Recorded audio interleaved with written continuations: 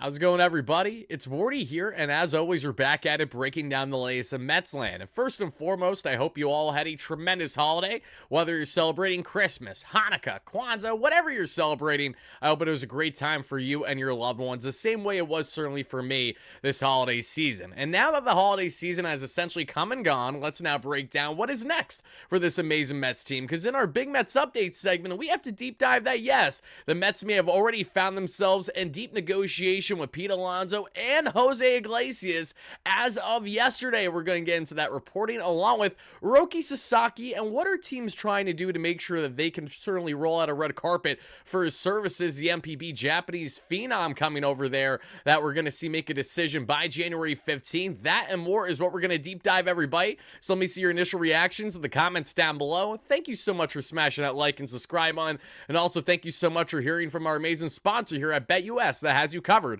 with all your sports betting needs. You guys know the drill by now. If you know BetUS, head over there to betus.com.pa today. That way you too can use Wardy's promo code YouTube150. That way you too get a 150% bonus on your first deposit, $125 on your second and your third, up to $2,000 for whatever you want to bet on. And folks, I'm hammering a two-leg NBA parlay just a day after my New York Knicks took down the Spurs in what was a dramatic fashion. Shout out to Bridges. If you know, you know. Just don't tell a Nets fan. I apologize in advance.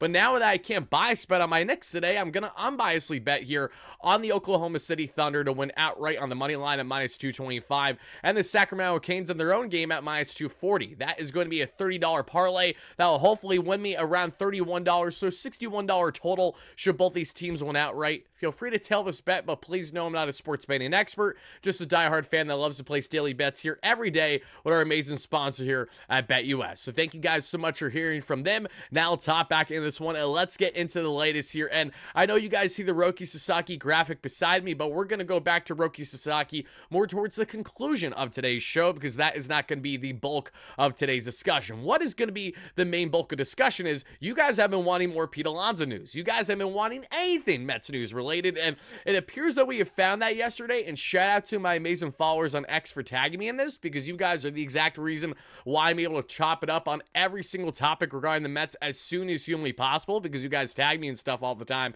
And we see here, just as of yesterday, from Moises Fabian, and this is translated saying that on the day of Christmas, the Mets were in active negotiation with both Pete Alonso and, yes, Jose Iglesias. Alonso, right around 85% of negotiation has been done, according to Moises here. And for those who don't know Moises Fabian, which I'd assume is the vast majority of all of you, including myself, I did a little bit of digging, but he is actually a somewhat reputable reporter that we have seen. Again, another Spanish reporter there that's coming out, and he has broken actually the Teoscar Hernandez signing news to the, the LA Dodgers an offseason ago, back in early January of this same year. So if you actually go on his account, he has himself where he's confirmed there for the original source, as John Heyman credited him. And one thing that I noticed right away about Moises is this is not a guy that's trying to clickbait anyone, nor is he trying to go out of his way to get a boatload of clicks for having all these different sources. No, he hears the things that he hears and he relays them, and they usually don't pop off too much, even when he has things completely accurate,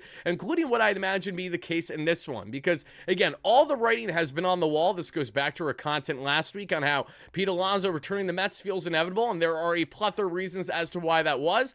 After the 48 hours of making said video, a solid 4 or 5 more potential Alonso suitors came off the board as they've acquired first base options, whether they be short-term options of free agent market or trade options like the Nailers of the world that we saw go from the Cleveland Guardians there to the Arizona Diamondbacks. But Polar Bear Pete Alonso, where things currently stand on his negotiation, it seems, is that the Mets and him are both certainly trying to get a deal done. Obviously, this would be fantastic if a deal could get done by the offseason's end. And yes, I say this in such high confidence, similar to Juan Soto, where if Alonso's now not a Met, I will be genuinely surprised. The way that I was getting to that point with Soto, with how confident I felt with him throughout the entire negotiation process up until he made his inevitable decision, then with the Mets at $765+ million over a 15-year span. Very exciting stuff. But you want to make sure you have power protection behind Soto immediately for this upcoming year. And I know we have toyed endlessly about how Mark Vientos can shift to first base, how you can even put him at DH if you want Alonso and Bregman, which I'm in favor of, and so are the Mets, reportedly. They're actively involved in both Bregman and Alonso's market. I'm sure we'll hear more about that later on today as we get into tomorrow. But as things currently stand, Alonso and his market, they've unbelievably shrunk. Far more shrunk than I think he would have liked, certainly Scott Boras, and that's why they're going to really try to drag this thing out the best way that they can. But Alonso, who's always been this homegrown talent, our true home run king, after balling out in postseason play for the Mets when they need him to most, there are many reasons to believe that both sides would like to rekindle this relationship. It's been widespread reported at this point, and there's even a belief that maybe you can land Alonso at a lesser contract than what even felt like a team-friendly offer at, say, 4 or 5 years, $125 million. Now, maybe we're going to reach the 3-year range. We're going to opt out after the first and or second year, if not all 3 years or 4 years of a contract for Alonso. If the Mets can somehow, some way land the polar bear at 3 years, 90 to 100 million, I sure as heck am not complaining, nor should you guys be either, because again, it's immediate investment for the team in 2025, while also not hurting your not only financial flexibility, not that that means much because the Mets have an abundance of it, but more so on roster flexibility. So that way they don't have a long-term commitment to Alonso if, say, they do want to go scorched earth, all-out roll at the red carpet for Vladimir Guerrero Jr., fellow Dominican countryman, to Juan Soto. Yes, I know that he grew up in Canada and there's a different vibe there with him, but there's still a lot of reasons to believe that Guerrero could be on his way out of Toronto a year from now if he's not traded prior. But in the case of the Mets' long-term vision at first base, I think that they're really teetering both the short and long-term aspects of players like Alonso, like Guerrero, like other people in the trade market, which is why, again, a 3-4 absolute best 5-year deal, which I'd honestly be a little surprised to see happen for Alonso happen, unless it's including significant options in which that could be added on to another year of said contract, because say he hits on these certain amount of accolades that he needs to do throughout the course of the season.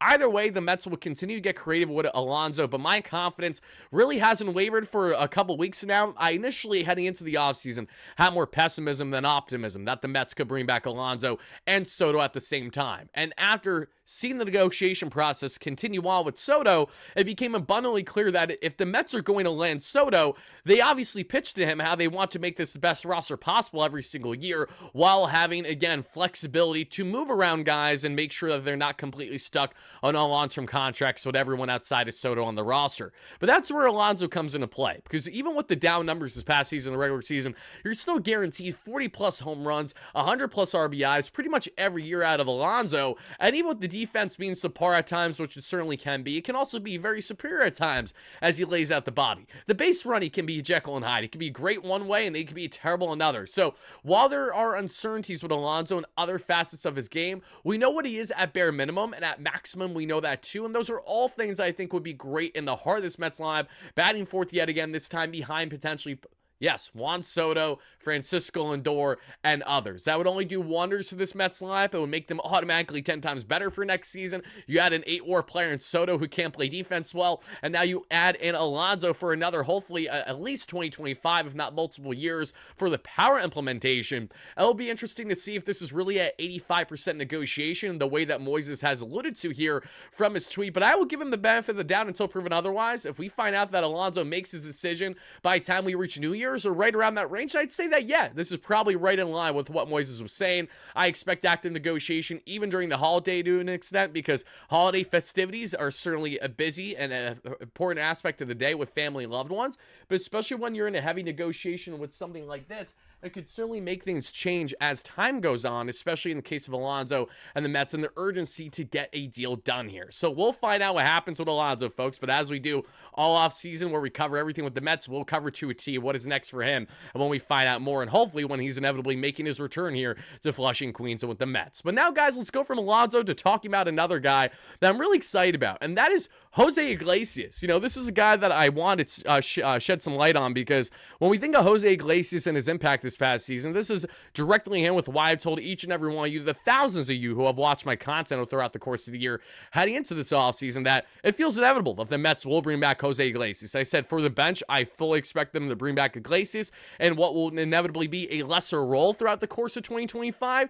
but that's because he is the perfect and the most prime mentor for the guys in Luis Angel Acuna, Roddy Mauricio, Jet Williams, you name it. There is no one that is a more selfless individual and a more perfect prime example on how how to go about your day-by-day game than Jose Iglesias was for the Mets this past season. The veteran infielder in a half season with the Mets put up tremendous numbers. Again, in a half-season campaign, Jose Iglesias put up some of the best second baseman numbers in Mets history. We're looking at a career high for Jose Iglesias there that we saw with a 2.5 WAR, a plus offensive and defensive player, something that he's never been to the same value WAR-wise and wins above replacement at any other point in his decade-plus long career. A 137 WRC plus, which means he's roughly 40% better than the average batter in baseball, all while only having 26 RBIs and 39 runs scored. If you would have told me, again, before we get these numbers again, Wardy, how many RBIs did Jose Iglesias have for the Mets last season? I would have said at least 40, 45. But the guy only had 26, but that's how much of an immediate impact he made.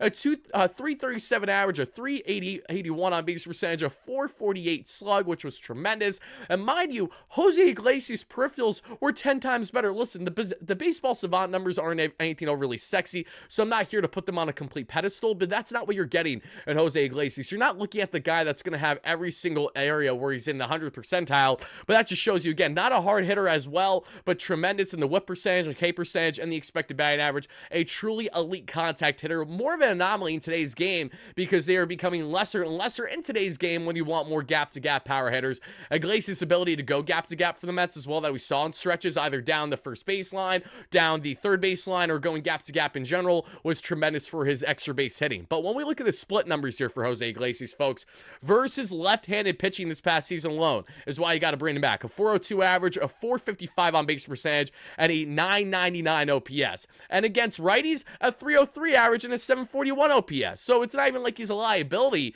against righty versus lefty, but clearly if you're going to platoon him against lefties, that way you could platoon him with a Luis Angel Acuna, with Jeff McNeil if he's not going to be traded, with Ronnie Mauricio, with Chet Williams at times based on matchups. You can do that while kind of slowly but surely easing the way in for these younger, higher upside prospects that the Mets have that we just alluded to each and every one of them now, folks. Now, as we get into the other key splits that definitely stand out to me a lot about Jose Iglesias, we have to take a look here at the 2-out hitting. This is all per Baseball Reference. A 390 average with 2 outs last season and a 959 OPS. That is what we call a dog. Just like Jesse Winker in our live stream that we did a couple days ago as we highlighted how tremendous his numbers were, 2-out, high-leverage scoring position situations, exactly when you need a guy to step up. Jose Iglesias is as clutch as they come in Major League Baseball. Runners in scoring position in general this past season, right? A 375 average and a 902 OPS. With men on base in general, even if they're not runners in scoring position, so say just runners at first base,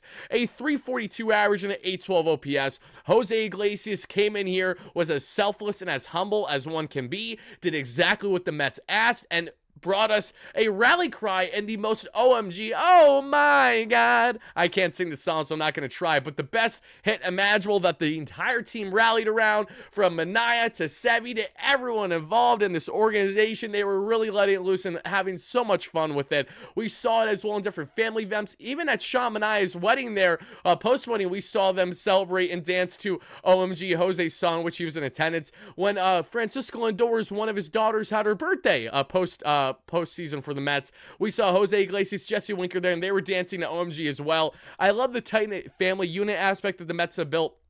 Thanks to Cohen, thanks to Stearns, thanks to Mendoza. And Iglesias is such a key part of this family that even with him being here for a short period of time, he needs to be back at minimum for 2025. Not only the player that you're getting on the field, which is a tremendous web gem, a guy that still absolutely mind blows me how good he is defensively, when I've had some criticisms with his defensive game up until he broke out with the Mets this season, because the hands have been there, but the legs at times have been 2 steps behind, and he's been a little lackluster. For the most part, Jose Iglesias, after first getting adjusted, because I remember his first game with the Mets, he had a couple, really head-scratching errors there that we saw at second base. I'm like, all right, this is exactly what we were expected to get. Then he got in a groove, and the rest is history. Paired with Lindor as well, wherever you're going to play Iglesias, he plays strong defense. He gives it his all, 1,000%.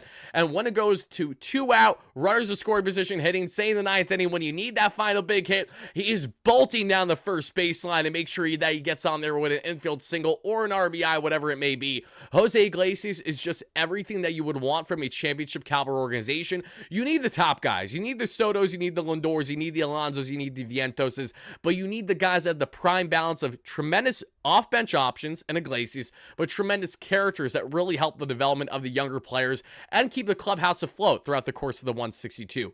Jose Iglesias, I can go on and on by saying how much I love you, but simply put, come back to the Mets. That's why you're negotiating with them right now. And that's why I cannot wait to hopefully see you back in Queens and really work with these youngsters that I mentioned to see how much that they can continue to build their game thanks to a great mentor in yourself. Jose Iglesias, we love you. Bring him back in Queens, baby. I think that goes without saying. Now, let's pull up, and I also apologize in advance if I don't pull up these stats right away.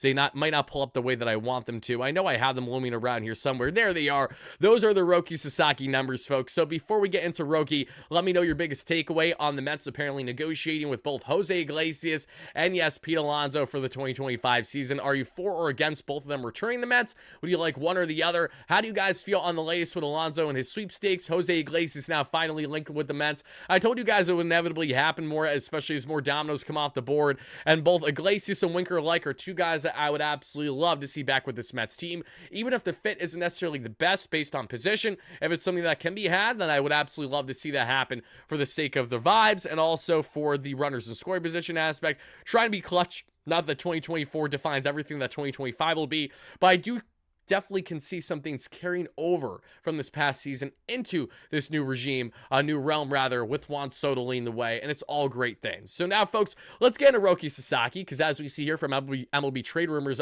back just a couple days ago, Sasaki won't meet with every team that sent him a pitch, including the Philadelphia Phillies. Let's not forget, yes, Roki, as of now, is on record having said, no, we're not giving you a seat at the table, that being the Philadelphia Phillies. He has given a seat, though, to a plethora of teams, including the Seattle Mariners, the Chicago Cubs, the Texas Rangers, apparently the San Francisco Giants, the New York Mets, the New York Yankees, which he met with both teams the same day, among others. So, needless to say, a lot of teams want Roki Sasaki. Color me shocked. It's almost like he's a dominant, young, Japanese phenom with the numbers you see down below. That could be an absolute horse of an ace in your rotation for the next 10 to 15 years. That is why there's so much at stake here with Roki Sasaki, because the Mets have already essentially rounded out the rotation, but if you land Sasaki, that makes him have what is on the forefront a solid rotation to them being a clear one, the better ones in all the National League by landing Sasaki. Now, Mets have naturally an uphill battle to land Roki based on a potential bias to the Dodgers, the Padres, what have you, but there are a lot of things in their favor. As we see here, I believe either from MLB.com or The Athletic, a breakdown as to what teams are preparing for and how to really give their best pitch to Roki Sasaki. These are the following things that they take into consideration that I would like to highlight with each and every one of you, because I find myself under the same common consensus as others on X have, which is the following. These are all criteria that I feel like fit the Mets more than most, if not all, and they certainly fit better than in Major League Baseball. When recruiting Sasaki, here are some important factors that teams will prioritize. The Major League team's chances of winning in the short and long term. I really like the Mets' odds of at least doing their best to get there, even if it means that they don't have the best on paper, because it's hard to trump what the Dodgers currently have, among others in Major League Baseball. But yes, every single year, the Mets will be competing for a championship, both short and long term. Strength of the farm system for promoting players and or acquiring players via trades. The Mets have done a great job there on building the farm over the past couple years. I will say that they did have some regression in AAA, especially with certain pitching and offensive talents that they would have liked to see break out a little bit more than they saw, mainly because of injuries as well. But the Mets are still very much in a strong position when looking at the farm in comparison to what they were Wilpon regime. Financial resources to be competitive at all levels. Mets have more financial resources than any other team in Major League Baseball. The pitching room, including the veteran pitchers on their staff, as well as their pitching coaches that he'd work with, also the plan they have in place for him to get him better right away. And that's where the Mets probably are better than, if not all Major League teams, and close to. Because you have Kodai Senga, who can help you get comfortably adjusted from one veteran MPB pitcher to now a youngster, and Roki Sasaki, both who have went through the same exact experiences in that sense. But Kodai, who's like a decade older, a lot more experience under his belt, can get him comfortable there in Flushing, Queens, get everything adjusted with not only his playing career, but also his day-to-day living life there as now a Japanese player entering the States for the first time consistently as a professional ball player. Then you add in the widespread reports that we got over the past couple weeks that Sasaki's camp is very impressed with the Mets and their pitching coach and Jeremy Hefner, their entire pitching lab that they have from Port St. Lucie up, and everything that they're currently working with there to get the best out of their pitching. And we saw that in strides with Shaman and Luis Severino this past season. We will continue to see that year in and year out. When looking at pitching development and making proper in-season adjustments, there are very few teams that have more advanced information, if any team, than what the Mets now have with what they built there, with their essentially their own drive line where you don't have to seek external sources. We have everything in-house ourselves to use this newfound information. And then as the season goes on to make these proper adjustments, that Jeremy Hefner, that Desi Drewskull will talk to these pitchers one-on-one with to get the best out of them. That certainly is something I feel very good and very confident with as a Mets fan when looking at the lab. The analytics and technology the organization will make available to maximize his talents, again, goes directly hand with the other. Mets have more money, more financial resources, and have invested so much over the past 4 years into these specific areas from what was a night and day difference now during their time in the Wilpons. Geography, selling the home city from its culture to restaurants. I mean, listen, I don't think that there's too much you need to sell on the Big Apple, New York in general. You can definitely sell on the fact that he would build a tremendous market there in Flushing, Queens. And I understand that's not like everyone that lives in Flushing is of Japanese descent. So I'm not trying to lump if say you are Chinese, if say you were a Taiwanese or whatever you may be. I understand that they are not the same thing, but I also understand that there is a great influx of Japanese people in general there in New York. And I also understand that there is a great vibe and a great movement that happens when Kodai Senga's on the mound. I can tell you firsthand, every Kodai Senga start I've attended, I attended a lot of his and his Cy Young caliber year in 2023, you clearly saw a difference in the fan appreciation. There was a heavier influx of Japanese fans from what I saw.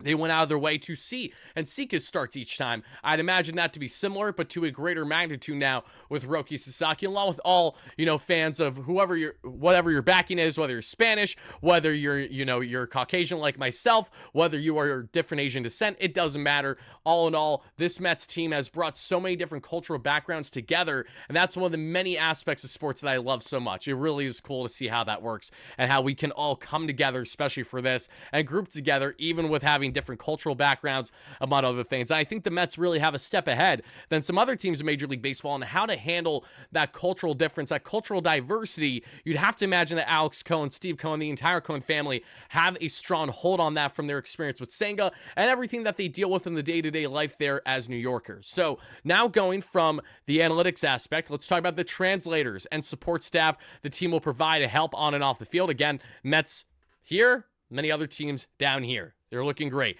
Getting a few of the team leaders to attend recruiting meeting with the owner, general manager, and pitching coach is not a problem for the Mets, as well as demonstrating how the organization functions as a family and how they'll take care of his family.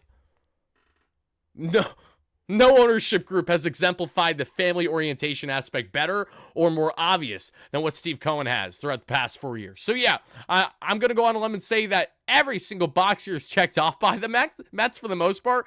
It's going to come down to preference. We know that the dollars won't be the biggest X factor here because you can only spend $7 to tops $10 million or so if you acquire a couple more bonus pool millions from teams willing to trade north of 60% of their pool for the 2025 IFA period. Outside of that, though, that's all I got, folks. I'm feeling very good about the Mets' chances and not only landing Roki Sasaki as a team that isn't on the West Coast. I feel really good about Pete Alonso. I feel really good about Jose Iglesias. And I have a level of optimism still for sure in Alex Bregman. All I got to say is I'm very happy to be a Mets fan right now.